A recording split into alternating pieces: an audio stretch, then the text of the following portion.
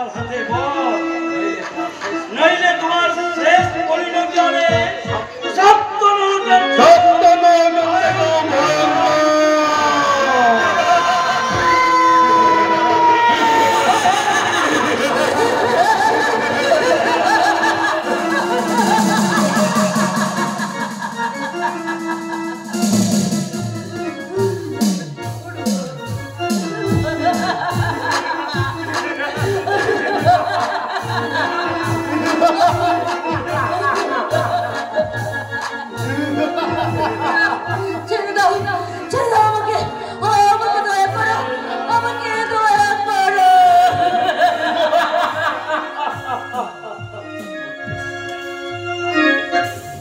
মাননীয় দর্শক মন্ডলী, মানুষের দারিদ্র আর অসহায়তার সুযোগ নিয়ে স্বাধীন দেশের একদল জানোয়ার ঠিক এমনি ভাবে তাদের বাঁচার স্বাধীনতাকে নিলাম বাজারে বিক্রি করছে।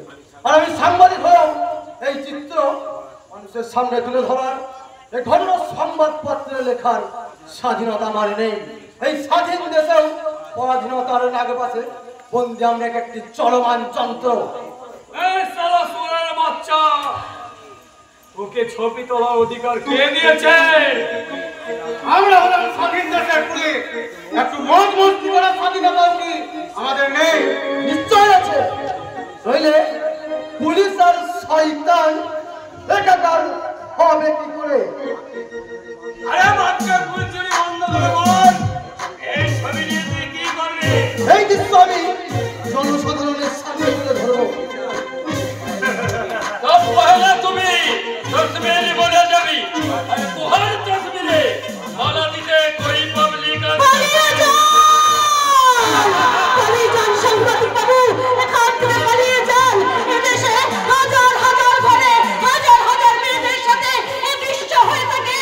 এই দেশে জনতারা দেখতে দেখতে আজ একদম বোবা যিশু খ্রিস্টের মতো হয়ে গেছে। তাই আপনি এই দৃশ্য আপনার সংবাদপত্রে তুলে কেন আপনি আপনার নিজের বিপদ থেকে আসছেন? বলুন কেন কেন কেন?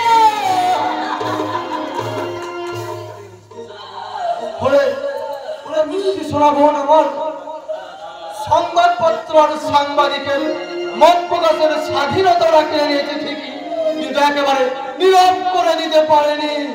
নীরব হতে যেটুকুনি বাকি আছে সেটা আমরা ক্লোজ করে দেবো।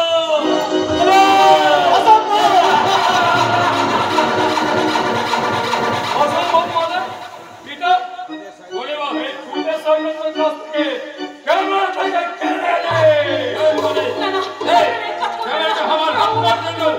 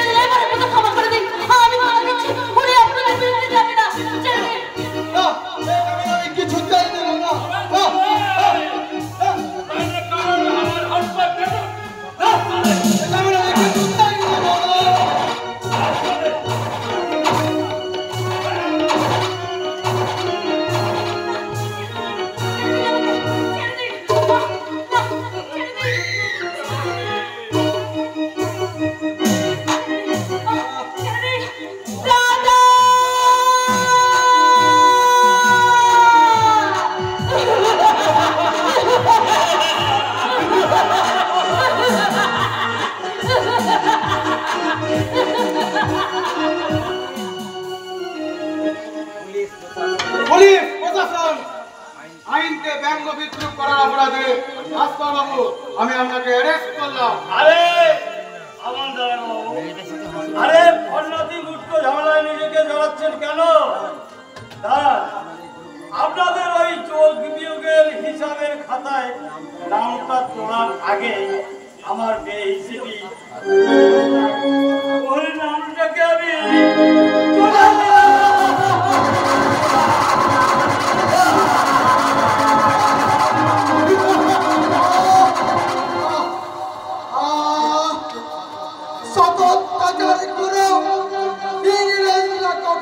সাংবাদিকের কণ্ঠরোধ করতে পারেনি, আর আপনারাও পারবেন না, আর আপনারাও পারবেন না। আমরা না পারি বেদাত সালা না না না, ও কাজ করবেন না, ওকে দয়া করে ছেড়ে দিন, আপনারা ছেড়ে দিন। ওদিকে নয়, ওদিকে নয়, তুই তোর নিজের চিন্তা কর, কেমন?